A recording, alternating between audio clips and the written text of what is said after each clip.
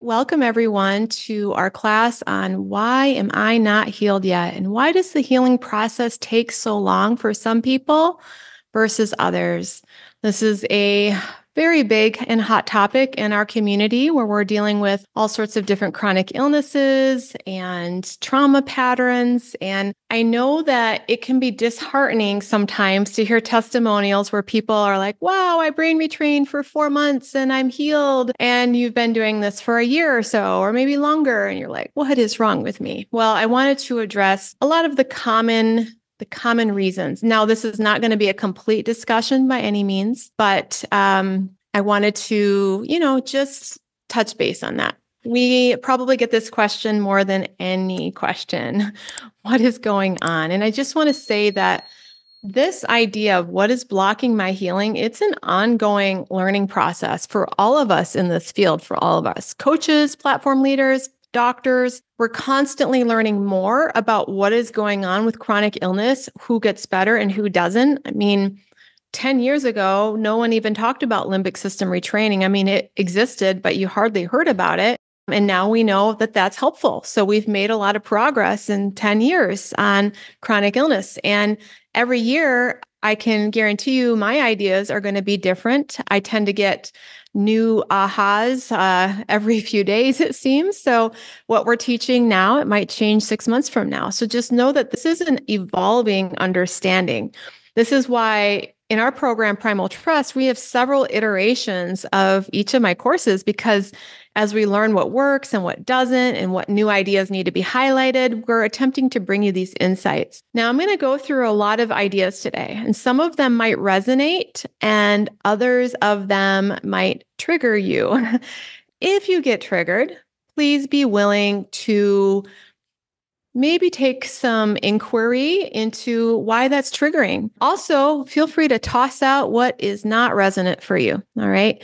I'm just simply sharing my personal views based on my experience of noticing the patterns of who heals easier versus those who have a more difficult time. And again, there's no right or perfect answer to this question. If we knew the answers, we wouldn't have this chronic illness epidemic that we have in our world. I think that this community is on the front lines of facing these challenges and answering these questions, learning from each other. And I think it's part of our duty to share what we're learning with the world. I think that we're changing lives with this understanding. Let's just start with some common things that I hear from those who do heal. I've been doing a lot of testimonial videos. I've been getting, hundreds, thousands now of testimonials pouring in. And there's some common denominators between what people tell me and also what I hear from other platforms, like things that I hear people say from Dr. Joe Dispenza's work. They tend to say the same things. And here's a list of them. One of the first things that I always hear is I literally had to become a different person. I had to become a different person to heal. So as I'm talking here, take note into what that means for you. What is that different person? Another one was that I became very aware of my fear and my negative thoughts. I learned how to think differently. They became very conscious of their unconscious thought habits. And then that followed up with I created new habits so that I could act differently. I practiced feeling differently. Even when parts of me hated the way I felt or what my symptoms were, I practiced feeling differently. I practiced getting different perceptions. So different thoughts, different behaviors, different feelings. They became a different personality. In fact, maybe this process revealed to them who they really were versus expecting to heal by remaining the same with the same fear base, same resistance, same habits.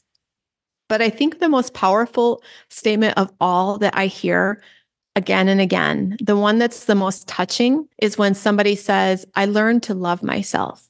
I learned to have compassion with myself, and I learned to put myself first. That statement right there, I learned to put myself first. What does that mean for you? What does that mean to put yourself first? So there are some insights into what people say when they do heal.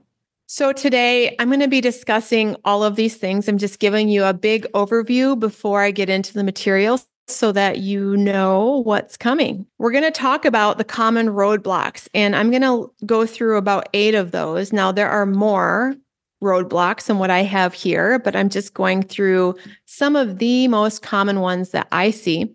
So we're going to talk about relationship dysfunction, trauma, the fix-it anxiety type drive, being stuck in a wired or tired crash loop, unconscious beliefs, our resistance to healing, and secondary gains. That's often a very triggering topic, so I'm just going to warn you on that one. Having a protective, defensive, territorial protection type personality, having a lack of movement and exercise, and lastly, other physical things like structural issues, especially upper cervical issues, physical issues, nutrient and mineral deficiencies that can play a role. But we're also going to talk about some approaches to be focusing on to help you with your healing process. One of them, becoming conscious of your unconscious habits, relaxing around our triggers and symptoms, living as if it's already happened, finding incremental safety and in each moment, the idea of transforming versus recovery, and lastly, true self-alignment and living our highest vibration. Again, these are my opinions and experience, and you are welcome to disagree. So let's start with relationship. Point number 1, relationship dysfunction. A lot of people will say, I have a really toxic marriage. I'm married to a narcissist. My parent was a narcissist. I have a strained relationship with my kids, my parents, my partner. No one really cares for me, or I don't really have family support. I have a lot of resentment, blame, or disrespect for my partner or somebody else. Or the feeling that the people around you are just fed up with you and your illness. And you could be using tools, for a couple hours a day. But if the majority of your environment is spent in this kind of toxic dynamic, can really impact your capacity to heal. The pendulum of, being in this emotionally unhealthy environment doesn't easily swing from illness to vitality if that environment doesn't shift as well. Now, we often say, to work on rewiring yourself and working on your own beliefs, etc. Sometimes people do that, but they don't change their beliefs and their perspectives towards their relationships. And yet they expect their body to have a healing biochemistry just because they spent an hour a day feeling good themselves, but the rest of the day in a lot of resistance and a lot of resentment. So this is kind of like the elephant in the room idea. Like, you're like, why am I not healing? Well, what are you living like? What is your emotional state like most of the day?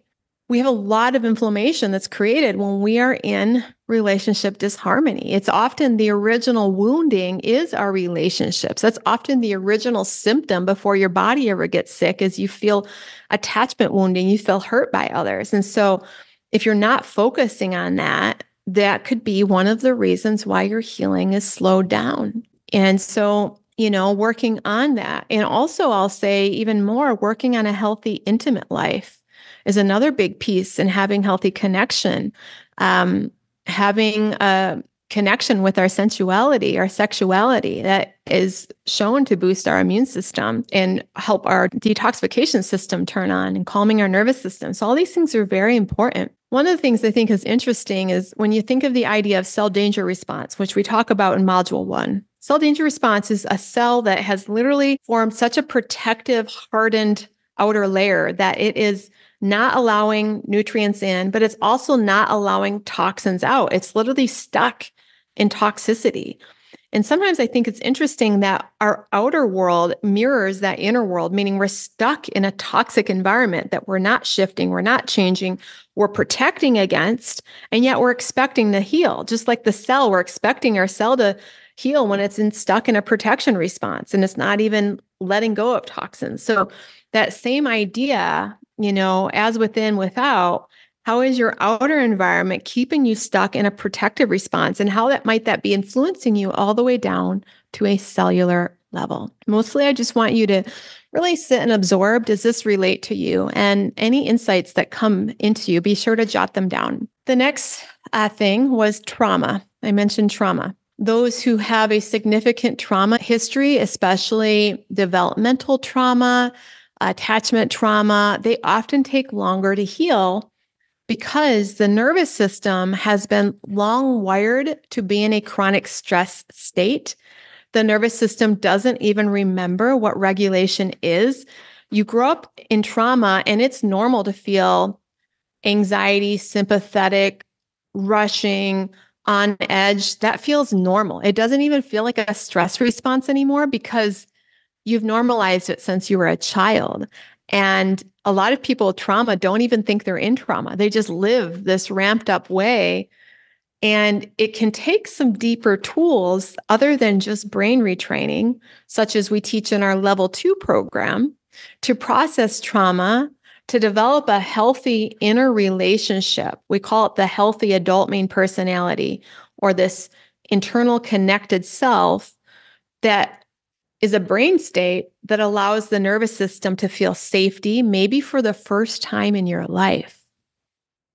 And that needs to come online to be able to self-heal. Like, you've got to find an inherent sense of safety, even if it was never there. In addition to our level 2 and our level 3 program where we work a little bit more on trauma, I highly recommend one-on-one work. There's something about being witnessed with your wounding that really helps to resolve trauma. I really like internal family systems work, or IFS work. I like somatic experiencing. I also like people helping you with emotional freedom technique. Those are all powerful trauma healing modalities that I personally used and I still use when I have stuff come up. Next is the fix-it type A overdoing personality. This is a big one that I see in our community because it is often this personality that is the classic setup for the crash and burn, chronic fatigue syndrome. It's a personality that overdoes, overachieves, pushes themselves, tries to do way too many things at once. And then they come into a healing program with that exact same personality and expect to heal when they're approaching it with a very fear-based drive. It's a very fear-based drive. And this is why we actually have, well, one of the reasons why we have a forced pacing in our level 1 program, because I had a lot of that like overzealous drive kind of people coming into our program when I didn't used to have drip release modules. They would binge watch everything. They would do like 20 tools a day and completely burn themselves out because they're frantically trying to fix themselves. And it was a total counterproductive event. And then they're like, your tools don't work. It made me worse. I was like, how many of them did you do your first day? How many hours of videos did you watch? If you're somebody that's frantically reading all the books you can, everything on Google, that is an anxiety-based approach. That is a stress chemistry approach to using these tools. So if that is you, slow down. It's going to be hard. You're going to hate it. You're going to hate practicing that same stupid tool for module 1 or module 3 for a whole week before the next one. But you're also retraining your entire response, which is a kind of trauma response to go, go, go, do, do, do. That more is not necessarily better. It's about recognizing that you've done enough and relaxing into, I've done enough for today with my tools. Now I can just enjoy my life. What else could I do today? Rather than, oh my gosh, I've got to fix it. And I know that the pain and the suffering are driving this response. I know because it's me. I'm that personality type too, as well. And we're just in such a rush to get better, but we're actually in a rush for everything, this type of personality. And it honestly just keeps you in inflammation, in stress chemistry, and probably in a cell danger response. So that's what I think about that. And that is why we pace, why we try to teach you how to, slow down, digest the material, practice tools before moving on to the next tools. And that kind of leads to the next point that I had to make, was being stuck in a wired and tired loop.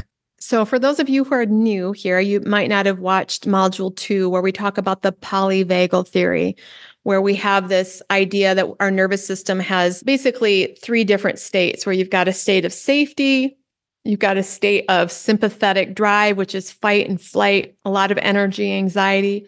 And then there's another state called dorsal vagal collapse and shutdown, when you've just blown your nervous system up and it has just been tired. And what can happen, especially for those who are stuck with chronic fatigue or long-term illness, they can go from being so tired to all of a sudden really wired and have a bunch of energy, overdo it, crash, and just tired. Sometimes you're literally feeling wired and tired at the same time. You're stuck between dorsal vagal and sympathetic activation. You're stuck between collapse and adrenaline, and the body's just locked up with it. And getting out of that wired and tired loop takes capacity to be in ventral vagal connection. This is something that Deb Dana, one of the polyvagal teachers, explains so beautifully. She says that our body, our nervous system is always trying to keep us safe. And sometimes safety means we need to collapse because you're overdoing it.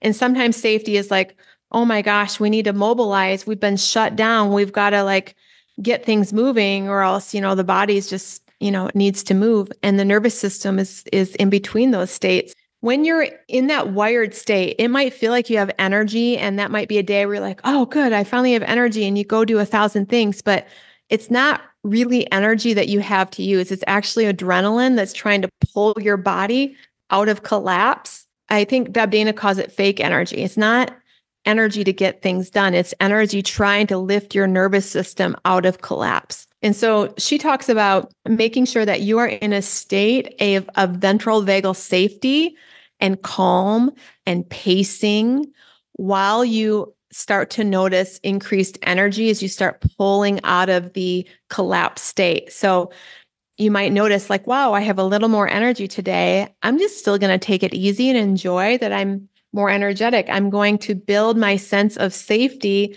but not overdo it, even though I have more energy today. And over time, your actual reserve of energy is going to increase. But if you feel that increase of energy, a lot of people start to feel an increase of energy when they start the vagus nerve toning tools in Module 3, and they will literally burn themselves out because they're so excited to have energy. They'll go run their errands, they'll go meet up with friends. They'll be like, oh yeah, I'm feeling good.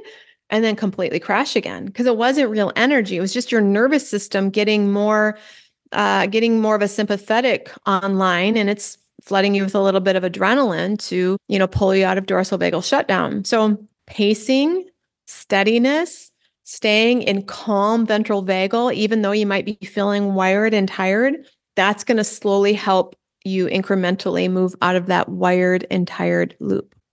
All right, next one. The unconscious resistance to secondary gains. Okay, lots of you might not like what I have to say next, so you can plug your ears or listen in.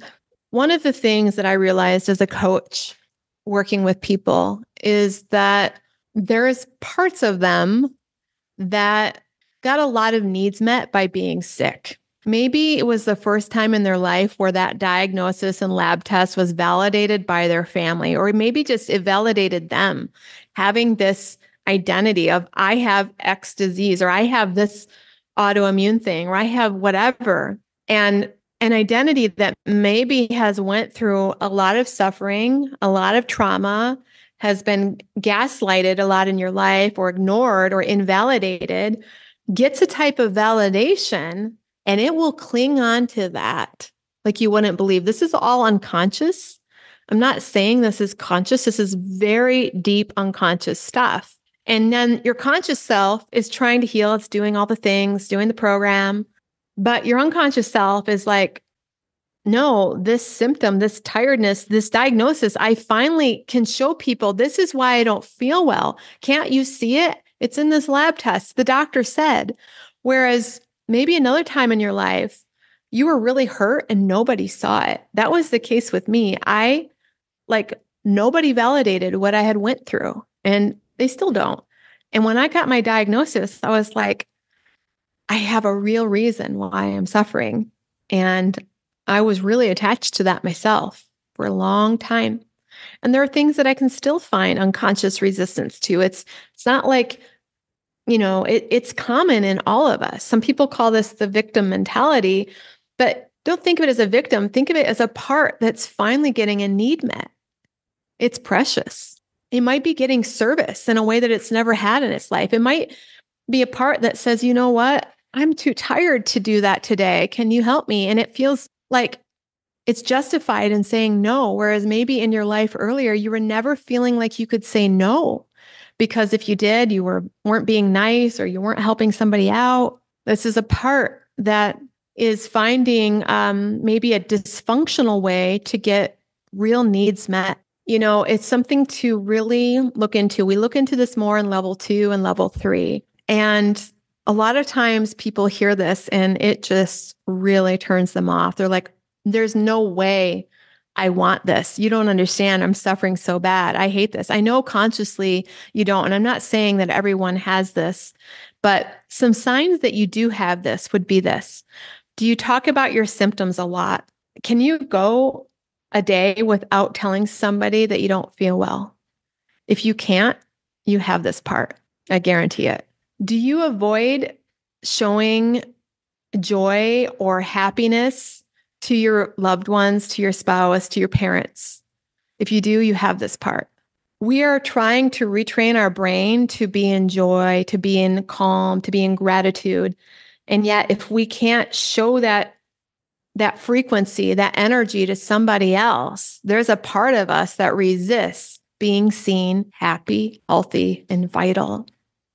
And that just simply means that there's some trauma healing to do. There's some parts work to do, some forgiveness work to do, and some acknowledgement that this part wants to get this need met. And you're going to have to show it, you know what? I can get this need met in a higher and better way. I can ask for help, not only because I'm sick and I can feel confident enough to ask for help, even though I feel well, simply because I want help. Or I can validate myself. I know what I went through. I don't need this identity and this lab test to show to my parents to finally validate that I suffered. So there's some things here to think about.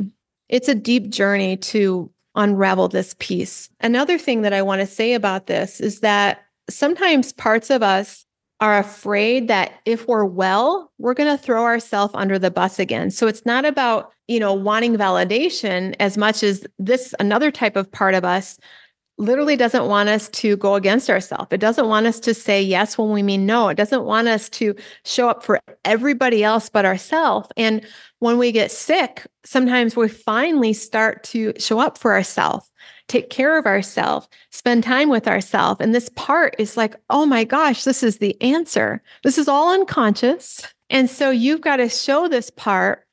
And I've really had to do this. This is how I'm going to still meet my needs, even though I feel well. And you know what, you guys, if I don't start meeting my needs, if I throw myself under the bus, I will feel it. This part gets active and I'm like, okay, I need to mark off on the calendar, Kathleen time. I need to say no to these things. And then that part calms down again and it allows my energy to come back. So things to really consider and do some journaling about and inquiry, maybe working with a coach or with a friend to talk through this, to even admitting this. Admitting this can be so healing.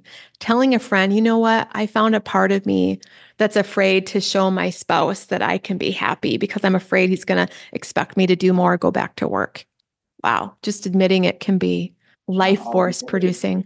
Another triggering, next one, a protective, defensive, territorial personality type.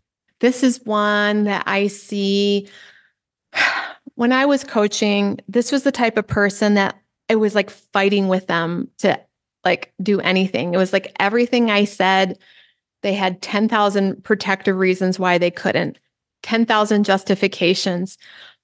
Like they literally wanted to prove to me they couldn't be helped. And it was exhausting. I stopped taking them as clients at one point because I realized they just want to prove they've been wronged to everybody, including paying a coach a lot of money to sit there and listen. And it was infuriating for me too. Eventually I was sad because I felt completely helpless to help this personality type. It's somebody who probably had a lot of trauma and went into a protective response to survive. And again, this is where we have to have compassion. If this is you, or if you know somebody like this, it's simply a survival strategy, but it has a lot of defensiveness, a lot of fear, a lot of what we often call territorial conflicts. This is mine. Don't cross, it's a very it's somebody who's had to sort of be in a war to survive in some ways at some point. And now their whole personality is dependent upon being seen that way as like this warrior that everybody is also wronging at the same time. And they've tried everything and nothing works for them. It's a very inflammatory personality. And it literally is a very inflammatory biochemistry because think of cell danger response from module 1. The cells get hardened in a protection response. And if your personality is mimicking that, you're not going to detoxify very well. You're not going to absorb nutrients very well. You're going to be in a highly inflamed state. Your immune system's going to be offline. Your digestion's going to be offline. And this type of person, I really believe, benefits from very safe co-regulation. They've got to find a therapist to really help them maybe form a safe relationship for the first time in their life. Someone they can actually trust. Ultimately, it's massive distrust in the world. And part of them wants to get well, but a part of them does not want to let go of that protective response because they're so afraid they're going to get screwed over in some way. So this is where, if this is you, I believe you need more than this program. You need somebody to help you, somebody safe to help you find trust and to grow that and to start to believe that you can let that guard down and let love in. I want to speak to worthiness a little bit. Worthiness is something that we talk a little bit about in level 2. It's something that if you follow Dr. Joe's work, he believes it's one of the cornerstones of what allows people to heal, is the ability to feel worthy to receive life force despite everything you've done, everything that's happened. And a lot of us have programming inside of us that we're never worthy enough. We're never good enough. We're trying to find salvation constantly. And we haven't fixed ourselves yet. We're still not a great mom. We still haven't lost that weight. We still haven't changed this.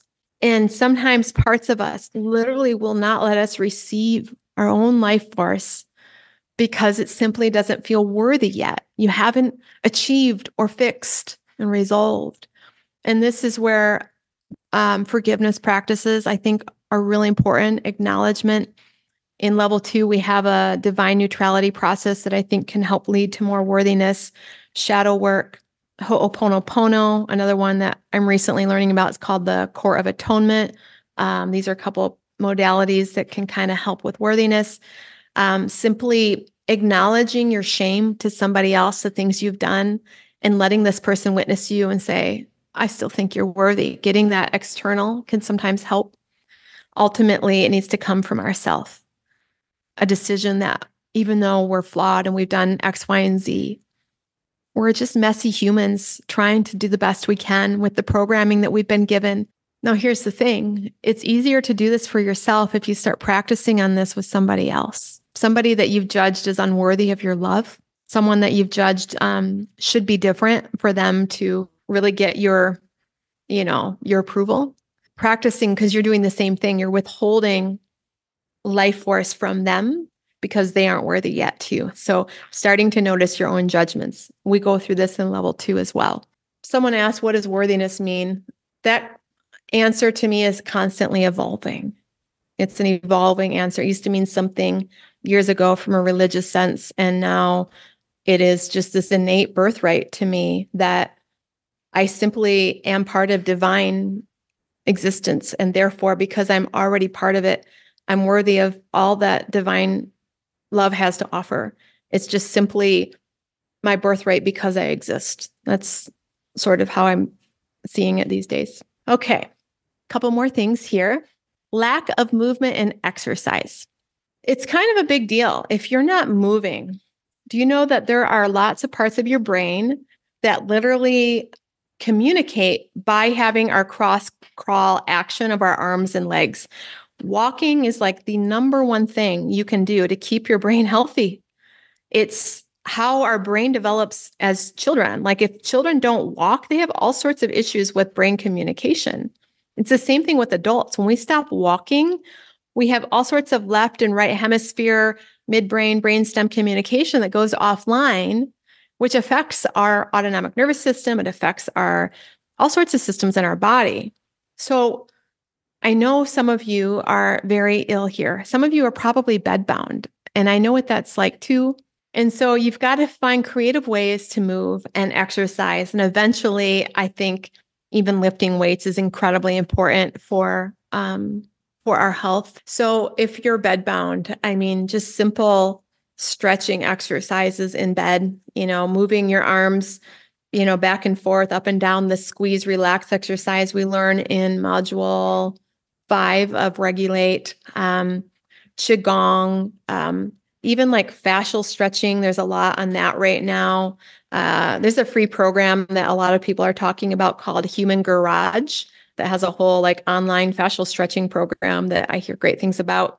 All of these things help our building blocks. And I find that a lot of times when people start moving, maybe they've been retraining for a while, but they haven't been moving. When they finally like feel safe enough to start moving and exercising, a lot of their recovery starts to really increase and they do a lot better.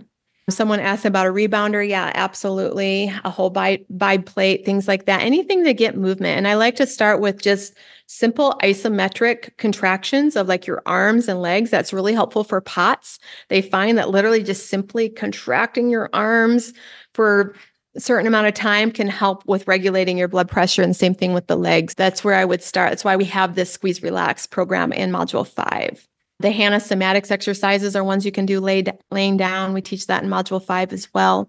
So walking or things that you can do in bed, I think is crucial. The last section that I wanted to talk about was structural issues and other physical issues that could be contributing, like nutrient and mineral deficiencies. Yes, I believe that you can heal without a lot of supplements and diets and things like that. I see that happen with lots and lots of people. But some people do well if they can add those things in, if they truly have been sick so long that they are deplete of a lot of minerals. It can be helpful to do that. Again, I'm not a purist with like nervous system alone. I think there's a place for functional medicine for some people if they choose to do that. And then specifically, I wanted to talk about the structural issues, especially with the spine and especially with the upper cervical spine. There's a lot of communication in our autonomic nervous system that happens between our spine and our brain. And when that area is offline or you have ligament laxity, etc., that can really affect your vagus nerve function. It can affect so many things in your body. It can cause chronic fatigue syndrome. There's a lot of research about this. I personally am actually dealing with an upper cervical issue right now myself. And it's been shocking how impactful it is in the body. When I was a physical therapist, I used to treat upper cervical issues, ligament laxity issues, and it was shocking to me how much it impacted people's energy, their anxiety level, things like that. And so, it's something to look into. I highly recommend seeing a specific upper cervical specialist if you've been dealing with this kind of thing. I like, I wouldn't say just any chiropractic specialist. I think an actual upper cervical specialist for that kind of thing and getting that treated is really, really beneficial for people. And that's in general, your whole spine. And, it affects your whole nervous system. It affects your organs. So that's why movement is so important. So those are some things that, a lot of people don't think about and can get pushed to the wayside when, they can actually be playing a big role into your healing and recovery process. So that is the roadblocks. And now I want to move into some approaches to help with the healing process. Let's talk about some things that we can do that I see very helpful for people. Of course, I mention a lot of these things in our program, but sometimes highlighting them again just gives you a new insight. So the first thing that we do in Regulate is we learn how to start becoming conscious of our unconscious habits. And some people think that pattern interrupt exercise in Module 1 is just silly, but it's actually maybe the most important one. Because if you can start becoming conscious that you are unconsciously stressed all the time, then you can actually change it. Because you can't change anything you're not conscious about, and you need to get space. And so that's why we do that pattern interrupt. It's a way to start noticing how we've been living. You might not even realize that you have chronic stress thoughts until you start doing pattern interrupt. And what happens is as we do that pattern interrupt, we start to become present with what's uncomfortable inside of us. We get to decide, do I want to have allegiance with this?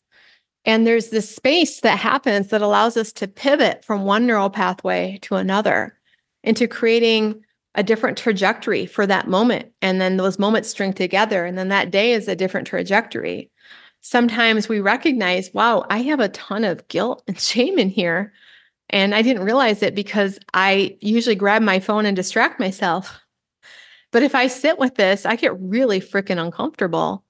Oh my gosh, that's probably affecting my biochemistry. So that's what we do. Number one, we start becoming conscious of our unconscious habits with the pattern interrupt. It's so simple and it's incredibly foundational. So don't ignore that tool. Like it should be your go-to tool, actually.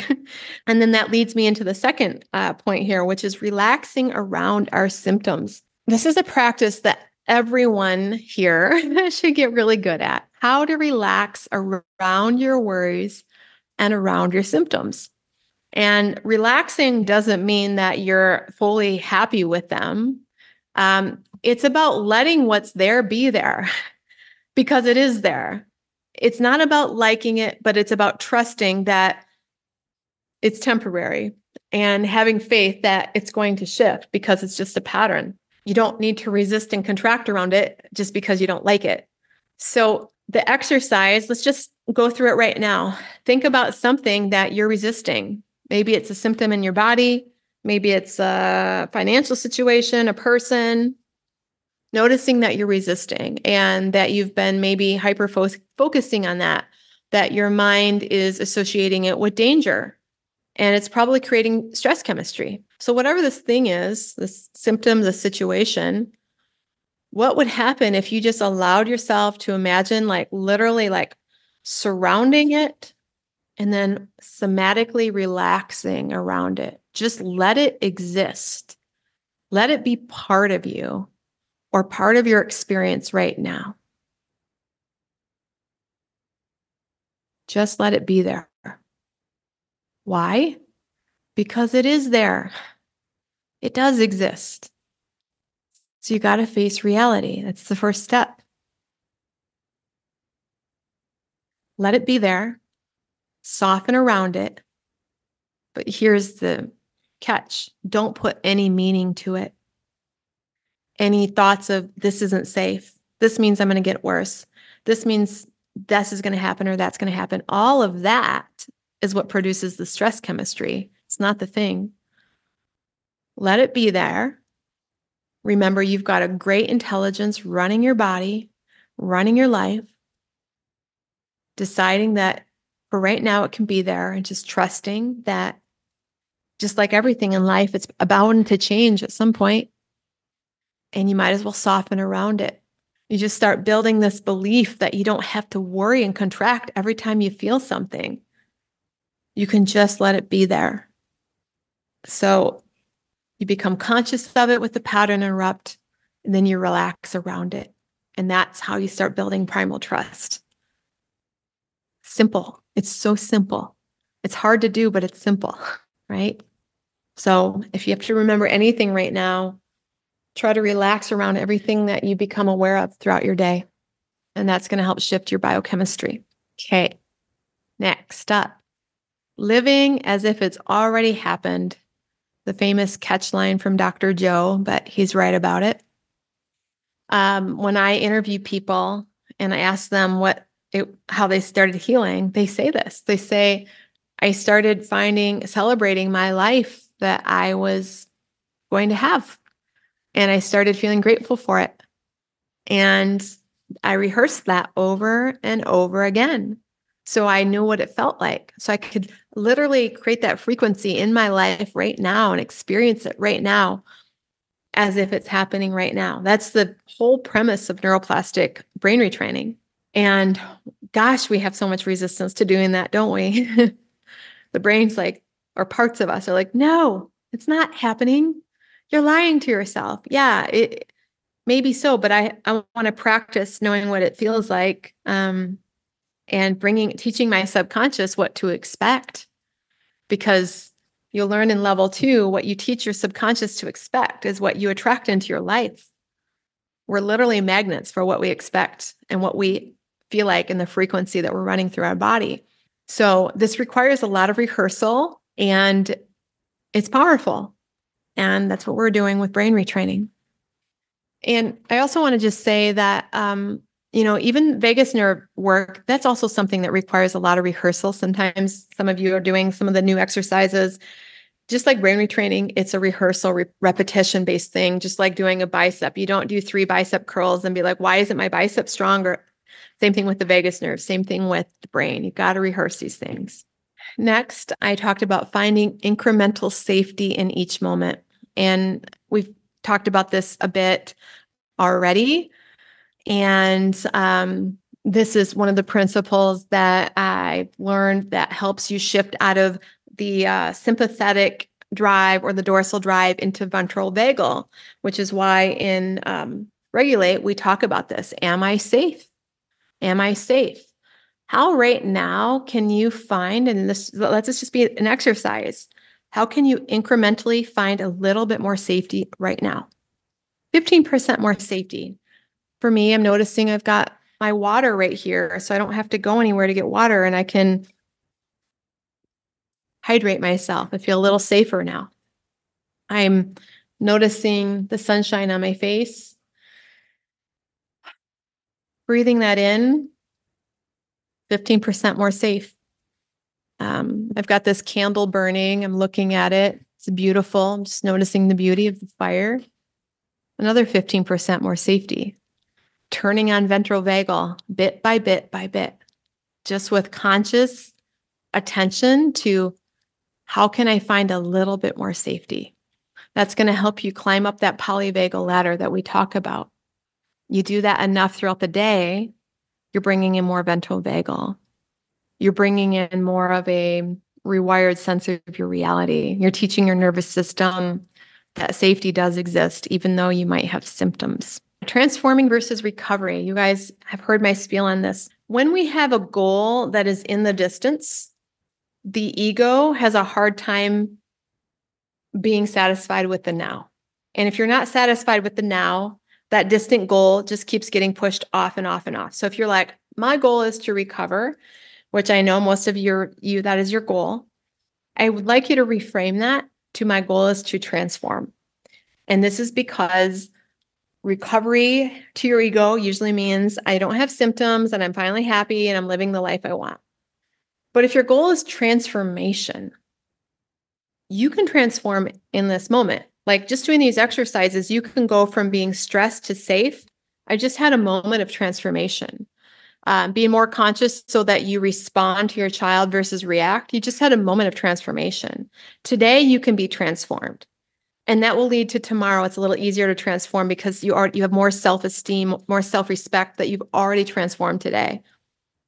And then it's about a life journey of transformation. And recovery and feeling better is just part of it, but it's not the whole goal anymore. In fact, a lot of people, once they recover, they don't even care about their symptoms being gone. They're just so happy to be a different person, to be behaving differently. And so if you have your focus on your symptoms, you're missing out on a potential much bigger recovery, which is the reclamation of yourself, your true self, and your joy. And lastly, I just want to bring into your attention the idea of true self-alignment, living our highest vibration every day. I mean, this is what we're doing with all of this. How can I be the highest version highest potential version of myself today? How can I respond and behave in a way that is my best self? And when we feel like we're living in alignment with our true self, this vital force just floods into us. It feels amazing. Yeah, like someone says, I dance, I sing, I play music. That exactly, it brings in this sense of true self, this vibration, and that is so healing. So, finding things that help you feel like you are expressing your true, authentic self. That is what I recommend. So, that is the end of this part of why am I not healing and how do I shift? It's a big class, and there's probably so much more that I could say. And I hope that it was helpful to you guys. I hope that you got some ahas and some self reflection. And it's something that we can visit again and again. Talk with others, talk with others in the community about have conversations about these things, illuminate these concepts so that it's more clear to you and more clear to your subconscious what it is that you're wanting to shift.